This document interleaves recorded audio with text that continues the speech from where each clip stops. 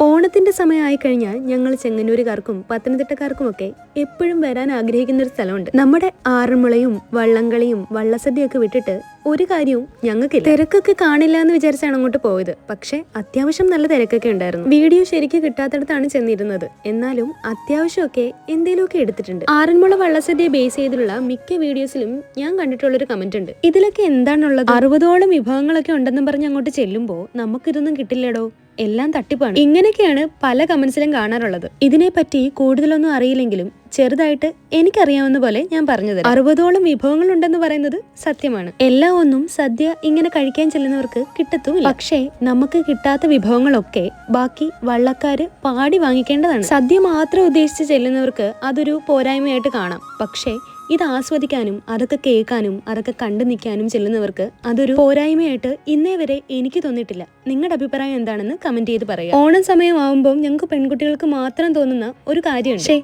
ഒരു ആൺകുട്ടിയായിട്ട് ജനിച്ചാൽ മതിയായിരുന്നു. ഈ വള്ളത്തിലൊക്കെ കയറാലോ, വള്ളംകളിക്കൊക്കെ പങ്കെടുക്കാലോ, കണ്ടാൽ മാത്രം പോരല്ലോ. ഇങ്ങനെ തോന്നിയിട്ടുള്ള പെൺകുട്ടികളൊക്കെ ഉണ്ടോ? അപ്പോൾ ഇന്നത്തേക്ക് ടാറ്റാ.